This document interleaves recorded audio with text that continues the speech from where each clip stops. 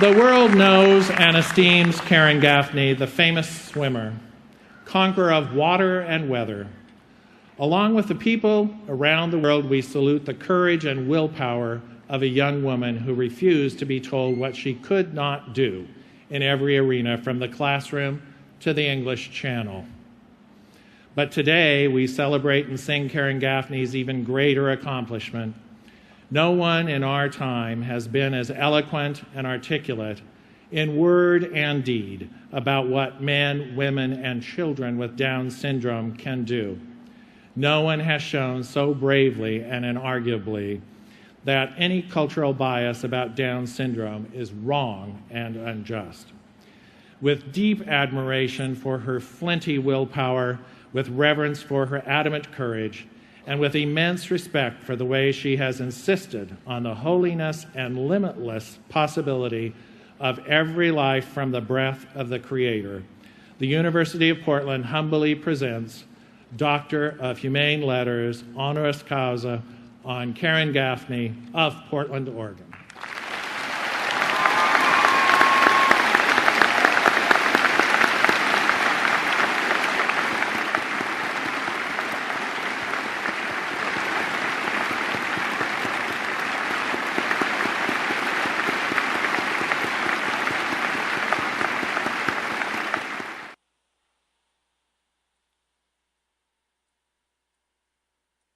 It is with great pleasure that I introduce Karen Gaffney and her dad, Jim. Welcome to the show. It's nice to have you here, and I want to just say how honored I am to finally have this opportunity to sit back and enjoy you and your story. And you define for me what breaking free is. And because breaking free is all about doing anything we want to do and not letting anybody tell us we can't. So welcome, Karen. Welcome, Jim. Thanks for having us, Marilyn. It's a pleasure. So, Karen, and besides, you have such a beautiful smile. So, you've done so many things in your life. I know you swam the English Channel. We're going to go into some detail. Lake Tahoe, I know about that. The honorary doctorate degree. So, what inspires you every day? Just getting motivation to get up every morning and swim my 2 miles. And just getting exercise every day really helps me stay more alert and more active every day. So, and you're a motivational speaker now, right? Yes. Yeah. So, what is it about? What are you speaking about mainly? I talk to a wide range of audiences, like to students. I talk about friendships and acceptance. To doctors, I talk about my medical issues, about my swims, and to new parents, I give them hope and encouragement along the way. When they have a child with a disability, and to show light on so many people with Down syndrome.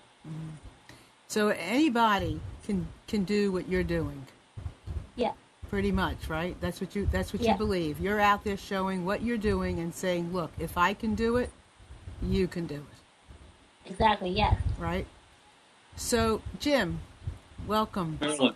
So Marilyn, you're a proud papa, I know. I am.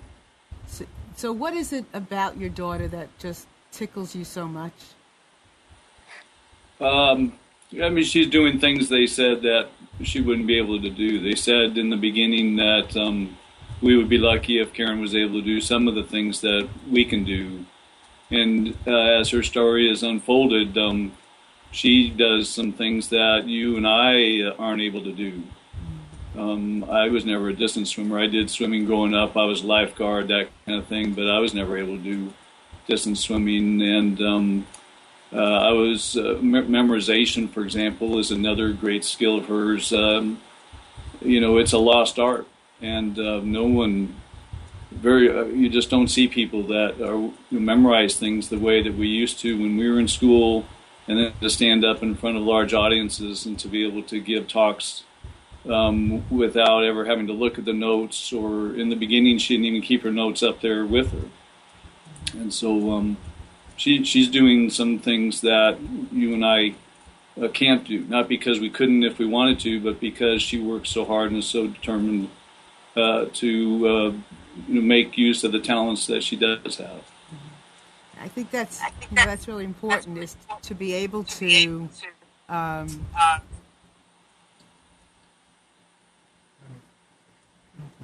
Hey Jim, can you guys lower the speaker on your end? It's probably blaring, right?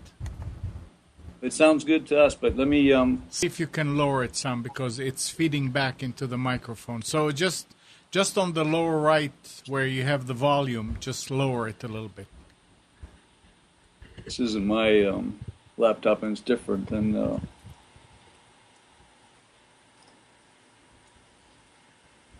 Sorry. That's all right. We're all patient. Everybody out there is patient, right? Volume control. It's too high. Okay, we good now? No. No, not yet. Okay, so we're going to get that. Here comes Mom to the rescue. You keep talking. Here we come, Mom to the rescue. See, this is a family affair, which I think is also extraordinary, is the fact that you have, when you have support from people that you love, that makes a Is big that difference. better now? Yeah, let's see. Yeah, let's talk. Yeah, that's perfect. So so you're talking about all the things that Karen can do that amaze you. And I want to ask Karen, so I know your dad mentioned something about your memorization and your skills. How do you do that? Sorry, 1 second. Sorry, can you repeat that? Yeah, your dad mentioned something about how well you can memorize things. What is... Well, I use a process called chunking, and I do a paragraph at a time. So I learn the first paragraph, see if I can read through it to kind of know what the contents are, and then if I try to say it over and over again, I turn it over and try to say it before I go into the next paragraph. Ah, so what is that called again? It's a process called chunking. Perfect.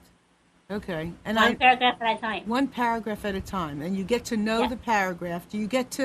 Are you memorizing the paragraph, or you just get to know the paragraph so well that you can say pretty much what's in it? I try to know the paragraph well enough to turn it over and try to say it. Uh-huh. That's great. Well, one of the things I observed in watching you speak is some of watching the people in the audience watching you and having an experience with you, because of the fact that many of them have young babies that have Down syndrome, and you have given so many of them so much hope with their young children and their young babies.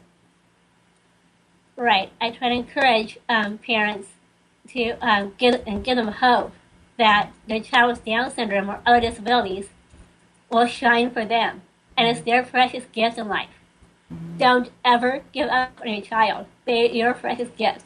Mm-hmm. And always think the positives, never negative. Right. So you've taken the dis out of ability. You've taken the dis out of ability. Right, definitely. So you're all about ability.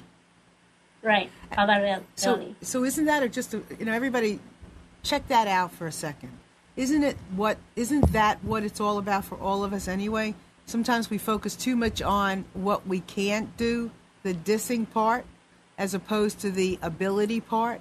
And Karen, what she does is she recognizes her ability and beyond, and plays to her ability and beyond.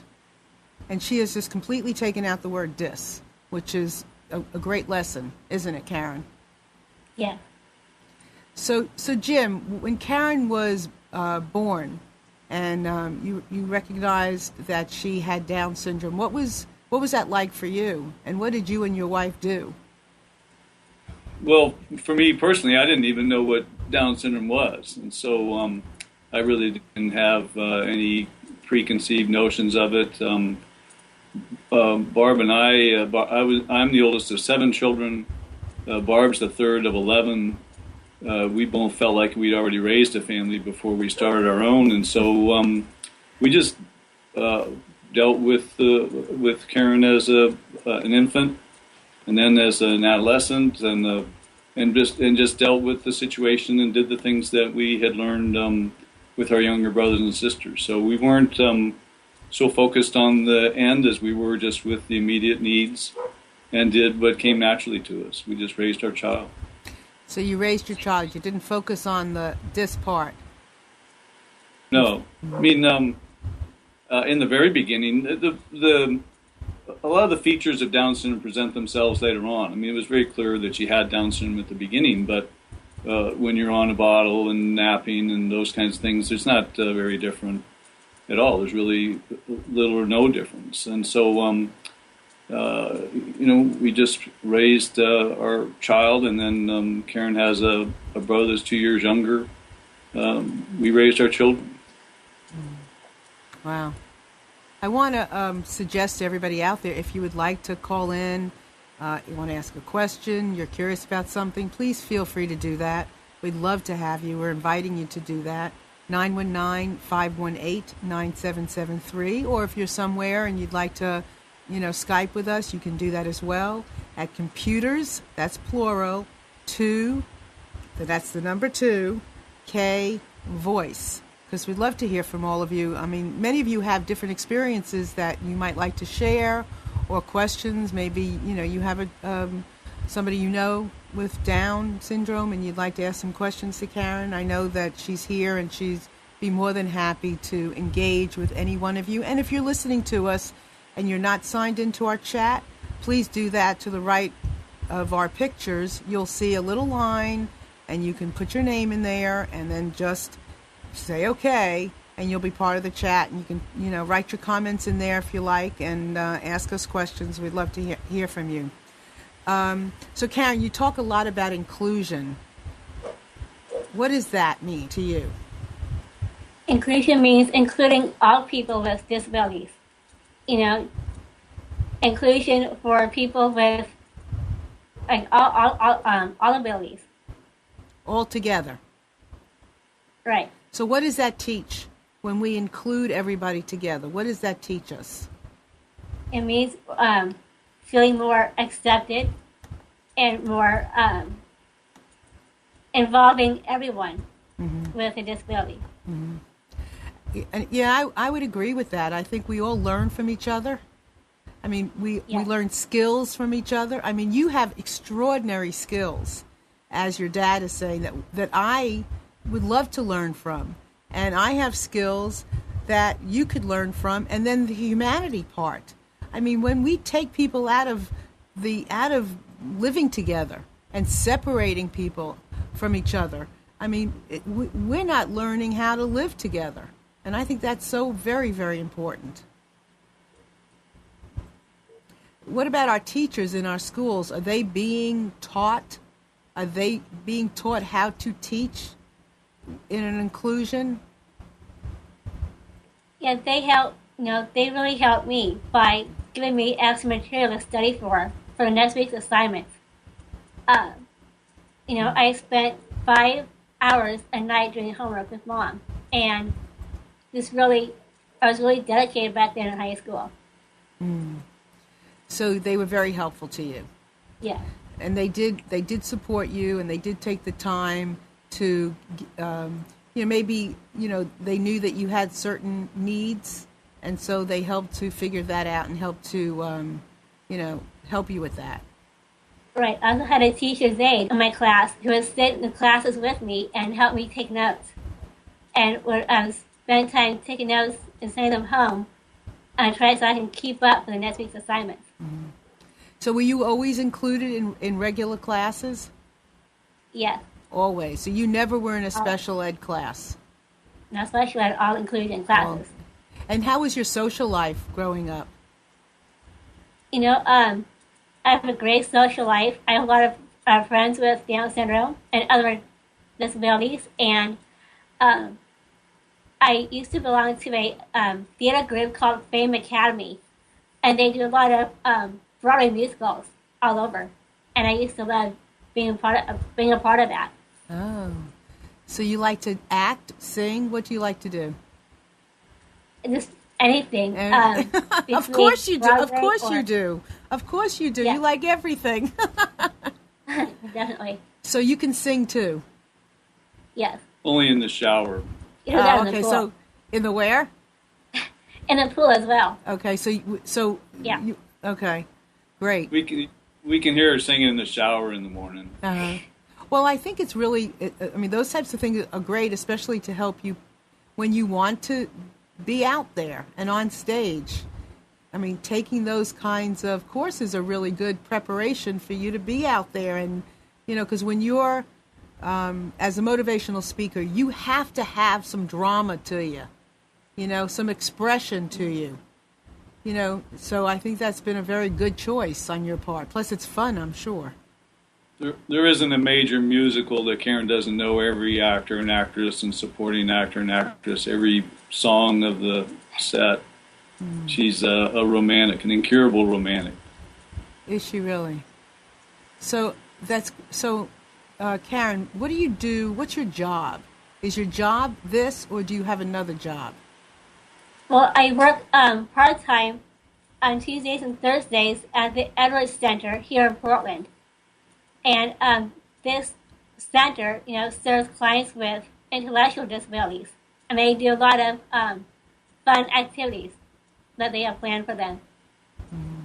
So that's what you do. And then your big thing is your foundation and getting around and being a voice. I'm sorry, what was that last So part? your big thing is your foundation and then Yes. getting around and being a voice. Right? Voice of people with disabilities, yes. For disability, for acceptance, Yes. for people who may not. So what do you have? I mean, you have something that some people just don't have. What is that? I have an extra chromosome that other people don't have. And, that's why I go around giving these talks to show that we are more like everyone else than we are different. Don't judge us any differently.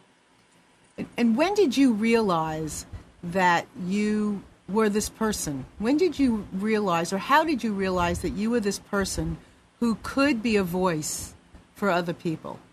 How did you realize that?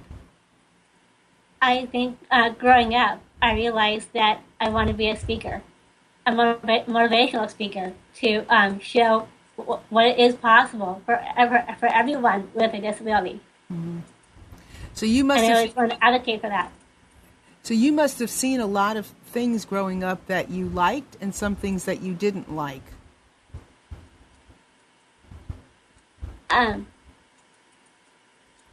Yeah, and you just and you're the one to make the difference.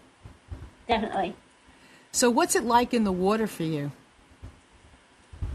What do you In the water? Yeah, what do you What's it like like so much in the water? about the water? About swimming and being in the water? I love being in the water. I always loved doing those long distance swims I'd done in the past. Because my dad got me into swimming since I was 9 months old. And I've been swimming ever since. And I know what it's like to do these swims. And to show awareness about people with disabilities, what they can do, not what they can't do. Right. Exactly. Well, that's why we're here, because we want to show people what's possible. I mean, we have to stretch. Sometimes we have to stretch out of our fear. It's not just the physicalness; it's the fear that holds people back, and you don't have that fear. So you were telling me earlier that today you swam 2 miles, right? And you do that every day. Every day. Every day. And then you also do strength, lifting weights and all of that kind of stuff, right? To help your body. Yeah. Mm-hmm. And you have swam the English Channel in a relay. Yes. Alcatraz 16 times. Alcatraz 16 times? Yes. Wow. Lake Tahoe, 9 miles straight across the width of it. Lake Champlain I did twice. Dunleary Harbor in Dublin, Ireland. Donner Lake and Detroit Lake. And so swimming the English Channel, Lake Tahoe, and all these other lakes, why do you do that? I do that just to stay physically fit and just getting the exercise I need every day. And I know that, I think it's inspiration as well. I think the more attraction the more news in a good way that you make for yourself in doing good things, the more attention you place on who you are and your voice. Yeah. I think that's extraordinary. That I would want to see the entire lake filled with cameras so that people would see, because otherwise if your voice won't be heard as much. So the more things that you do, and I know you do them from your heart, the more things that you do to draw attention to yourself, the better it is. Right. So what's next for you? Like, what is something else that you've maybe always wanted to do, or you're thinking about doing now that you haven't done yet? Is there anything? Well, I forgot to mention, I swam Hawaii this last December from Molokini to Alea, and it's one thing I want to try again. And I definitely want to go back and do Lake Champlain again as well. Uh-huh. How far was swimming in Hawaii? How many miles? Hawaii was about a 5-mile swim. 5. And Lake Champlain, How long was that? Lake Champlain is about 8.5 miles. So were there particular challenges in swimming in Hawaii? The only thing was,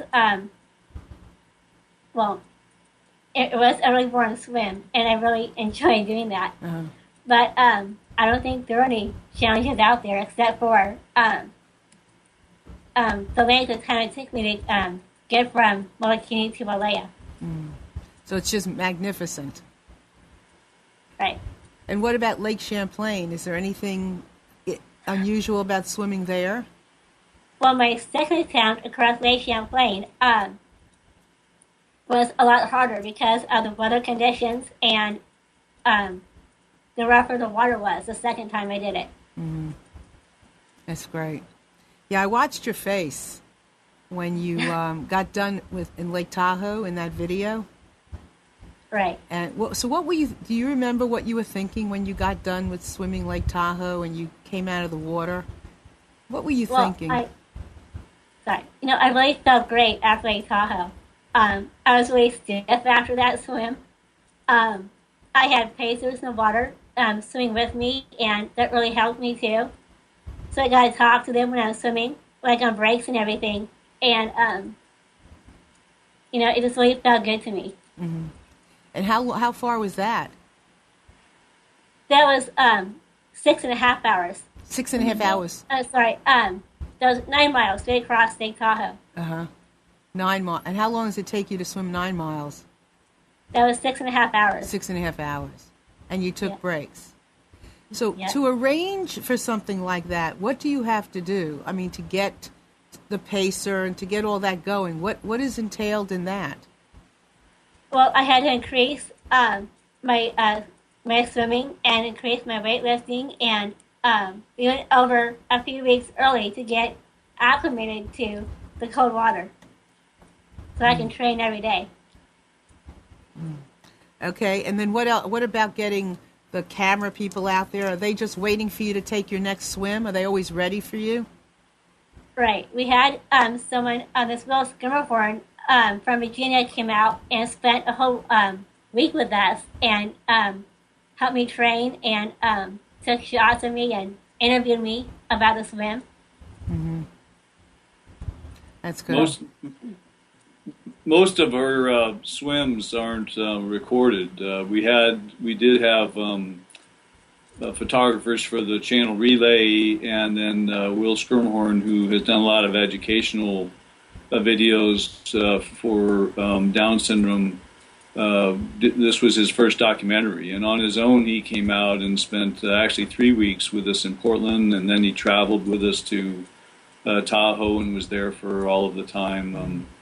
It was really an act of love for him, and he trained. He did a lot of the photography underwater. He was up in a helicopter getting the geographic perspective and landscape.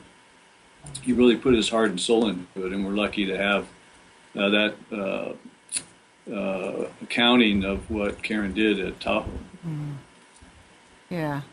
Well, it's nice to have those kinds of friends and people who support your mission and what you're trying, because you can say it better than anybody, Karen. Yeah. You can say Right. you can say what I say better than I can say it. You know, you can say what I feel better than I can say it. You know, Right. you know, the universe is a funny universe. And you and I, we feel the same way about some things. But the thing is, people, I mean, you've got this gift and people are going to listen to you. And the more you can share that gift, the better everybody can feel. You know, the better we all can feel and get along. You're kind of like the bridge to unification of all people in some ways, because everybody's got something. You know, Right. everybody's got something. I mean, I can trip and fall. I can't remember this. I can't do that. I mean, we all can look back at all the things that we do. I'm sure there's a million people out there, and you know, we all are something. But you know, people will listen to you. People are watching you. That's one of the things about you that's so splendid, is that, you know, you have this, you look like you're just having the best time as well. You're happy with who you are, and that makes a big difference too. You are happy Yes, with yes. yourself, aren't you? You are, aren't you? You're happy with you. You like what you're accomplishing, don't you? Definitely. Definitely. So, like, who is your mentor? I want to say my parents are my mentors. You know, they really fought hard for me to stay fully included in a regular classroom setting, and they just really stuck out there for me. Yeah, I mean, that must make you feel great, Jim. I see that little smile coming across your face. Yeah. It does. No, one of the most noticeable things about Karen is her self-esteem, her poise, her confidence, and it's a result of the full inclusion, which is something we couldn't teach at home. The only place for that was in the classroom during that window of her life. Barb had some experience as an educator, and so our objective was to teach her the 3 R's at home. We could do that, and it was a lot of work. And but we wanted Karen in the regular classroom because that's the only way that you can learn how to live in the so-called normal population. We can't teach those things at home. Learning how to survive, building up your self-esteem, and those kinds of things. Those you can't build those off-site. And so, and then her success with school, her success in the pool and in open water, all those things, and her success in front of a microphone. Mm-hmm. And so the most noticeable thing that we hear about from people who are seeing Karen for the first time, and then even the ones who come back 10, 15 years later, it's the poise, the self-esteem, those types of intangibles. And it comes off. I mean, it's so noticeable. I saw Karen take the pulpit, you know, take the stage in something that you were getting ready to do, Karen, and the way you carried yourself, the way you stood up there and you were like, you took it on, you know, you threw your head back and you had this look to you, and it was stunning. You know, you're welcome. So I want to talk to you a little bit about your health and what you do. I mean, we know that you do all these things for your emotional well-being. And Debbie, one of our very dear friends and our homeopath, is asking, you know, what have you taken for your for special health measures at home and in general? What do you do for your health? You know, for one, I exercise every day, for one, and I try to eat healthy, like turkey and cheese, light yogurts every day. We try to do like fish for dinner at night or chicken, that sort of thing. Mm-hmm. And so, what are do you have any limitations health-wise? I'm sorry? What limitations do you have health-wise? What limitations? Health-wise, taking vitamins every day, and I'm sorry? What limitations? yeah. She doesn't see limitations. I'll have to, No. I think we have. Do we have a call? Okay, we have a caller. Debbie's on the phone. Debbie, hello. Debbie, you there? Okay, maybe she has to call back. So there are a lot of classic health issues for people with Down syndrome. Karen never had the heart, for example. She never had the gastrointestinal. She does have the dislocating hips, and those have been a major issue for her over her life. And it's why we started the swimming, was to just help strengthen her body and to counterbalance the effect of the bad hips. She's never been able to run. She walks with a bad limp. We did over half a dozen surgeries where she'd be in a full body cast, and it made the right leg a little better. They made the left leg worse, and so her toe points out at 90 degrees from where it should, and so she walks straight-legged and those types of things. But there's no meds that Karen is on. The swimming has done more than what we expected. It not only helped strengthen her body, but it the routine exercise helped increase her aptitude for learning through K through 12 and later on and that. So her health is good. We worry about additional surgery. Something will have to be done to the left leg eventually. She's in pain from that, but she's not on any pain meds. We've experimented with some things and finally just left it alone. But at some point, she'll need to get that left leg fixed. But other than that, there aren't any real health issues. So, Karen, you have pain that you just deal with. I'm sorry? You have pain that you just are able to deal with.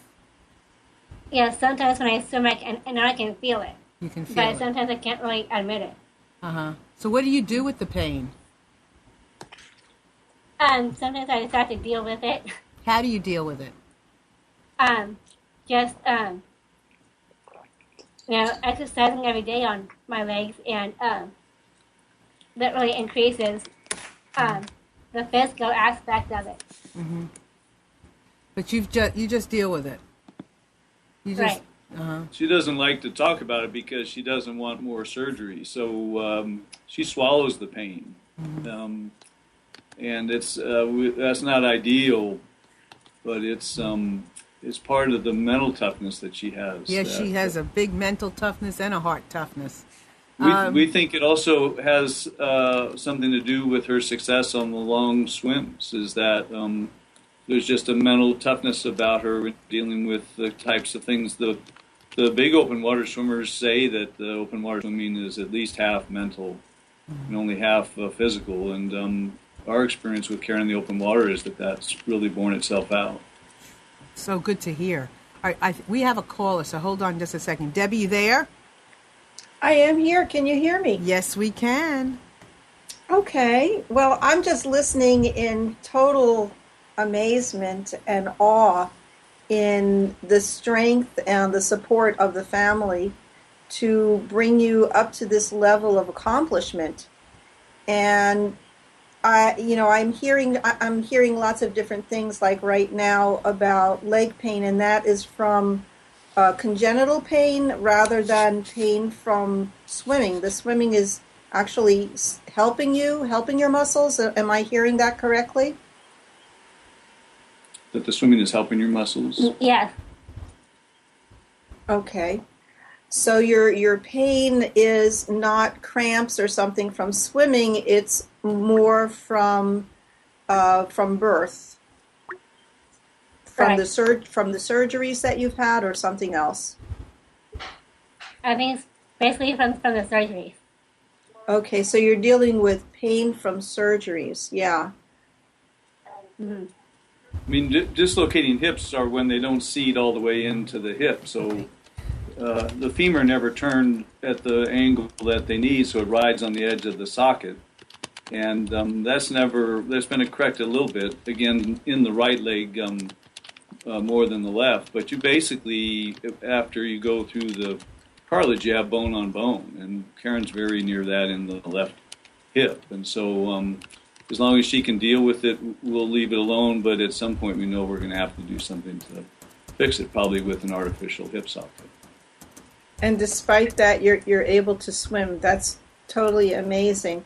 So I also heard you say something about eating chicken and yogurt. Are there any kind of protocols or groups of other people who are dealing with the same kinds of problems that you are and have found ways to support their entire body? I would assume so. Like, what But do you? you've not. What do you? Be more specific, Debbie. What do you mean? Specifically, I'm sure that there must be other people who are dealing with similar things in their family, and they have found either supplements or a certain diet or other things that could support them with their bone structure, let's say, to develop, or, you know, to lengthen life for longevity and brain power and things like that. Do you get into any of that, Karen, Jim? Do you? Is that anything part of what you talk about? No. No. I mean, there's probably some of that that others have concerned themselves with. It's not something that we've really had to worry about. You're looking at someone who's never dieted a day in his life. I've been fortunate with my health and metabolism and all that. Karen's been on a diet from day one, and we did it, for a long time. The conventional wisdom on Down syndrome was that they tended towards obesity. Well, a lot of that is because we institutionalized them for their lives, and we don't know what they were really capable of. So, but we worried about her diet, and as it turned out, that was a good thing because her hips wouldn't support a lot of weight. And so we've continued to do that, and the exercise has helped, and the diet has helped, and all that. But we're really not. We've just focused really on Karen's situation. We're not really aware of other situations. Right. So it sounds like you're really going it alone. You're really paving a new pathway for other people to follow in terms of emphasizing the physicality and building up. Because the more physical exercise you do, the more oxygen you're going to bring to the brain and bring to the cells, and it's really going to be, that's your mode of action to develop yourself. It's marvelous. Yeah, I think Karen's is the new textbook, right, Karen?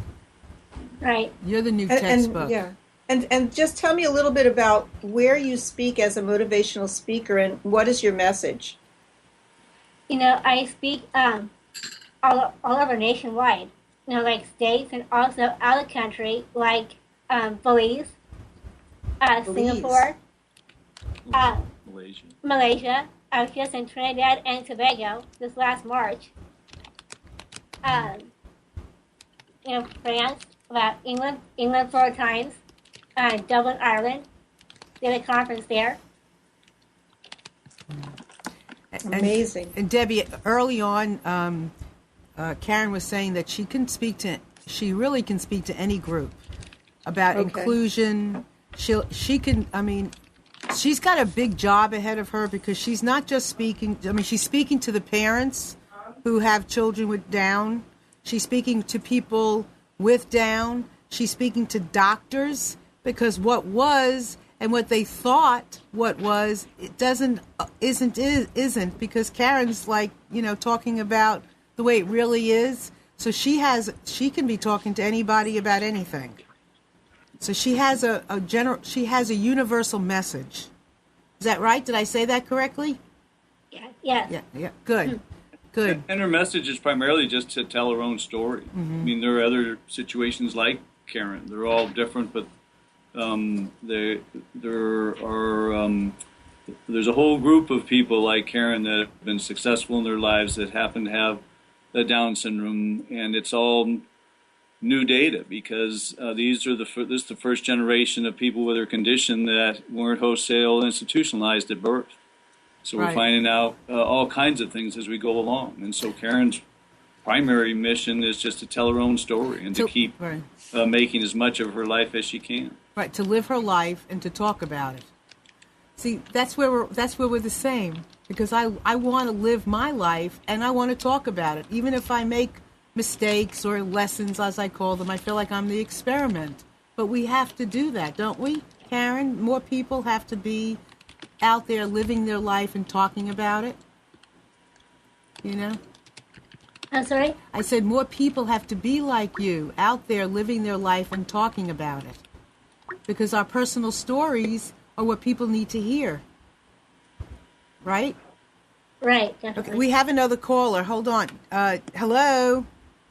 Hi, Marilyn. This is Kelly. Hey, Kelly. How are you? Good. How are you? Good, thank you. So, talk to us, Kelly. Okay. Hi, Karen and Jim. How are you? Do you know? Hello, Kelly. Do you know Karen and Jim? No. Do you know what? Karen, it's such a pleasure to see you.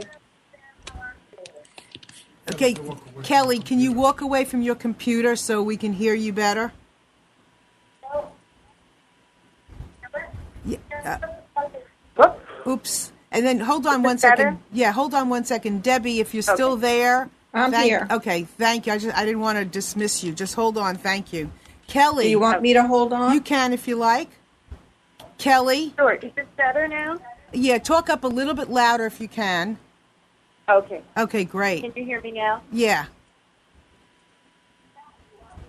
So did you have a question or comments or? Yeah. Yes. The question that I have is, Karen, you've done such a remarkable job in your athleticism and your speaking, and what I would like to know is, did you encounter any resistance when you first started swimming in the community with other athletes, or how did you kind of break into it? Did you run into any resistance from other athletes when you first started swimming?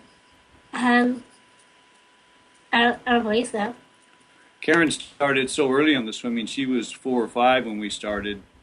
That it was actually the reverse. That the swimming was something that could break the ice, that could help her be more accepted by her peers, where they might ignore her in the day-to-day when they would see her in the water on vacation at a pool, whatever it might be. They were attracted to her. They could tell that she was stronger in the water than they were, and it was actually a huge plus for her. That's pretty That's smart. wonderful. That's pretty smart, isn't it? We didn't. Absolutely. None of this was scripted. None of this was thought out much beyond just the day to day. But it was very fortunate. It worked. The swimming, for what we thought in the beginning turned out to be geometrically favorable for Karen. Kelly, are you Kelly from Facebook that I've spoken to? Yes. With your daughter, right? Absolutely. Yes. Oh, yes. Oh, yes. Thank you so much. Tell them a little bit about your story. Well, my daughter is 13. Her name is Ari, and she has cerebral palsy.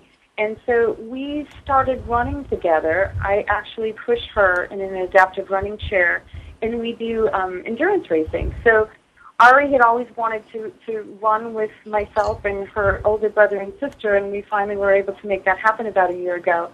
And so she just fell in love with running, and so we've been running quite a bit over the past year.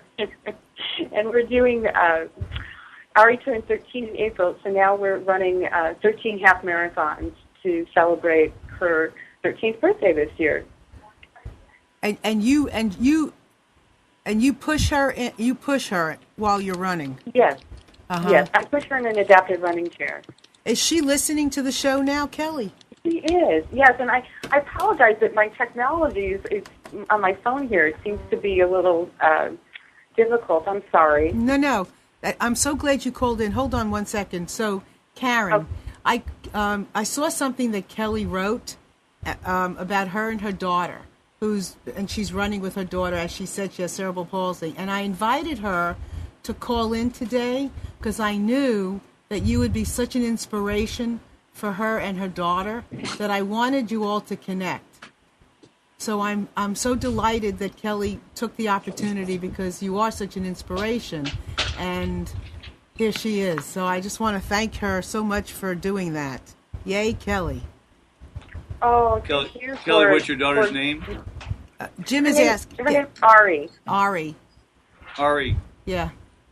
Keep running. Keep running. So, is Ari verbal? Yes, she is verbal. Yes, she is. And is she there too now? She is. Yes. Would she like to say anything?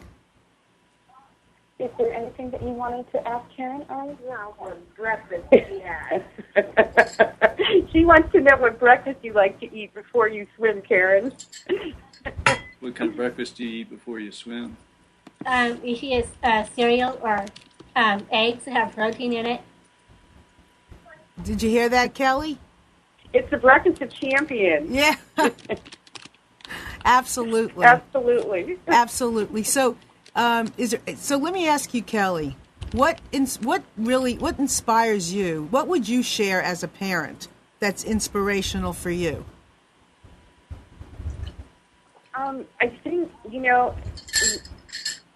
all the challenges that Ariana, conquers actually, and the challenges that Karen has overcome is inspiring to me. It motivates me to do things. It motivates me to push myself further, because I know that these girls and women, we tend to take for granted sometimes what the abilities are that we have, and in Karen's life, she doesn't take that for granted, and neither does Ari.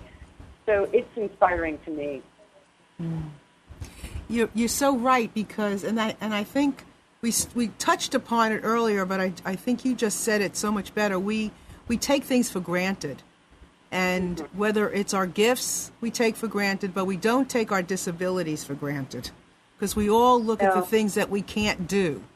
And we focus more on that than what our abilities are. And I think after today, I would like to say for myself, after hearing you and a little bit from Ari, but I hope I get to hear from Ari again, because I'd love to have you come on more, and certainly Karen and Jim. Yeah, I think I'm going to focus more on my abilities and look for them.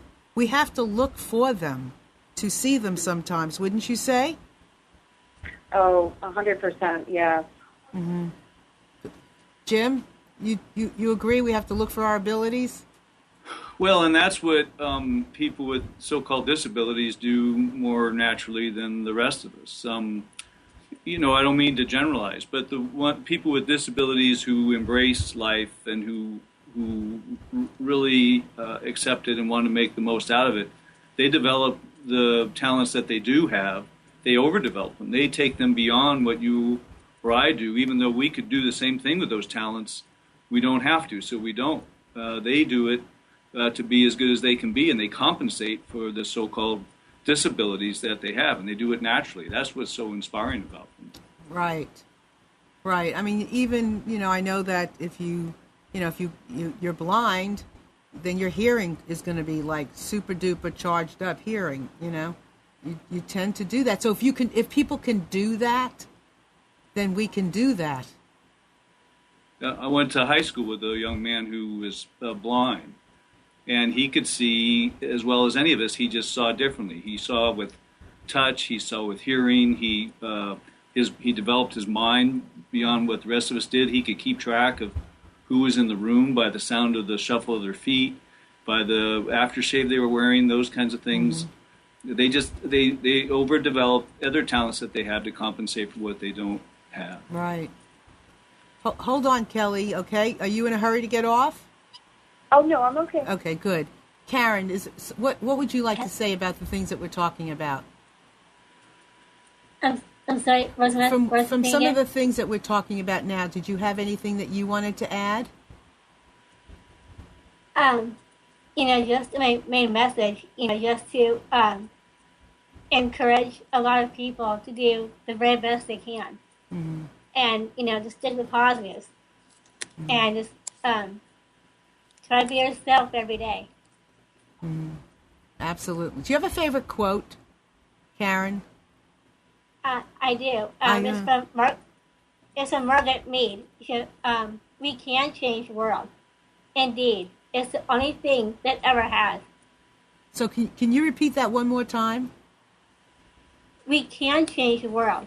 Indeed, it's the only thing that ever has. Mm-hmm. That's beautiful. Thank Tell you. her who the quote's from again. The quote is from Margaret Mead. I used that in my talk last Friday in Denver. Uh-huh. I think just about that moment, I figured you had this wonderful quote that was going to be fitting for that particular second. So that's great. Kelly, you still there? Yes. So, Ari, is she in school or is she homeschooled?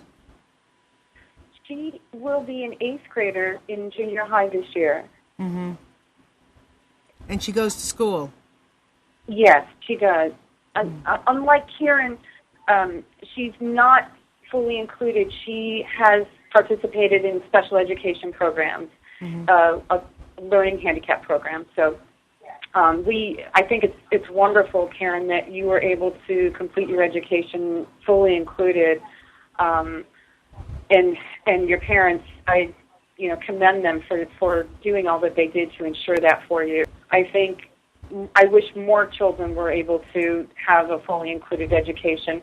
I think we're still behind the 8 ball on that in many states and different locations. Is it different in outside? I mean, in the United States, is it different than it is in Europe or Asia or anywhere? Is it different, Karen? Is inclusion better in some countries than others? I would believe so, yes. Oh, really? So it's better in other countries than it is here, as far as inclusion. One of the other countries I was at, like I mentioned before, Belize. There's a young boy named Zachary. Who's included in his school, and he has Down syndrome too. And he has friends as well. Mm-hmm. Wow. So I guess we have a lot of work to do, and we have to do a lot of things to get Karen out there to speak about these things. But the United States has been one of the leading countries, of course, in inclusion. It's just it's spotty, and it's also a little bit misleading because the labels are used, and so it's claimed in a lot of places where when you peel the onion back, it's really not full inclusion as we would like to see it. And so unfortunately, the labels mean a lot of different things in different places, even within different pockets here nationally. But the United States has embraced it in large part. We're one of the leaders in the world in terms of what we've done. Other countries have come here to try to study what we have done. A lot of the talks that Karen's given around the world have been because of that. They're curious and they want to know her story because it is a full inclusion success story. But there's still a long way to go. There's a long way to go. Well, I taught special ed for a year, about 10 years ago, and it was the absolute worst year of my entire life. And what I disliked so intensely about the process was, number one, the IEPs. That whole process with those individual education programs, many of you may not know about it, but if you have a child who's been identified with special needs and they have to have this IEP program, it's about 100 pages long. How you ever can follow it is beyond me, but I think the issue mainly is a lot of people are scared. They're scared of the kids. They don't know what to do. And, they're afraid to try something new. They're afraid to not stick to the book. They're afraid of lawsuits. We've gotten so afraid of things that we've missed the golden opportunity to educate and to inspire and to, help our kids creative problem solve. I mean, we've got to put them in those boxes. So, we do have some work to do. The IEPs are a good idea. Unfortunately, they become a distraction. They can become a distraction. And so much effort gets put into those on minutia that everyone's exhausted by the time that it's done, and then there's no follow-through. Right. I think they should be shorter. They should be focused on a few things. They should be revisited more frequently. and they should mean something when you're done. They should be the map for what's going to happen in the next term or semester, during that school year. Right. Yeah, I know, and we have some work to do on that, and it's a lot of work for the parents. I want to ask Karen, a couple of people are asking some questions, so before we end, I want to know, they want to know, do you drive a car? I do not, no. Okay. My And parents bring me back and forth. your parents take you back and forth? Yeah, Okay. between both of them, they do. They're your chauffeurs? Yes, we are. That's good. They're good chauffeurs, I know. And then we want to know what your most favorite place in the world is that you visited. I want to say Trinidad and Tobago. I had a lot of fun there. I got to meet the Prime Minister of Trinidad and Tobago, and I really had a fun time, just advocating there. Well, you are someone who is honored and will be honored all around the world. Thanks. And Kelly, I know that you're doing everything with your daughter that anybody can possibly do, and she too will have some great messages to share, and I know she is already. Oh, thank you so much for your thoughtful and kind words. That means a great deal to us. Well, thank you. And what you're doing means a great deal to all of us. And I'm going to connect with you, and maybe you and Ari will come on. We would love to do that. Thank you so much for the invitation and the opportunity. Well, you're welcome. You know what thrills me, and I know what thrills our listeners, watchers, talkers, and chatters, is the fact that, the four of you, and, there's many more of you out there, you're not sitting here complaining. You're sitting here talking about the positive things and the things that you're accomplishing. You're not sitting here. I mean, I try to ask Karen questions about things, like digging some things out that might not be too, positive. She can't even answer those questions because that's not how she thinks. Karen, you don't think about negative things. You think only about the positive things. And I want to say how much I honor all of you for this. And Ari, Kelly, before you go, where can people find you? We have a Facebook page called Team Ari, A-R-I, and you can find us on Facebook. You can, visit our page, follow our journey as we run this year, and leave us a message if you would like to. We love getting messages and responding to them. So your message is what? Our message is that we want to encourage athletes of all abilities to participate in endurance sports, that differently abled people can do this, can run just as good as fully able-bodied people. And Karen is the true example of that in her swimming. Perfect. Well, Kelly, thank you so much. And you and I are going to chat on Facebook, and we'll come up with a date when you and Ari can be our guests. Oh, thank you. We would love that, and we look forward to that. Thank you. I'd love to hear what Ari has to say after this show, too. So thanks so much. Okay, Mary. Good All luck right, to honey. you guys. Thanks. Have a great Monday. Thanks, you too. And Good luck to you, Kelly and Ari. Yes, thank you. So, Jim, Karen, where can we, how can we follow you? What would you like? Websites? What kind of support? Tell me. You can contact me at KarenGaffneyFoundation.com. Okay, and then you have a Facebook page for that as well, right?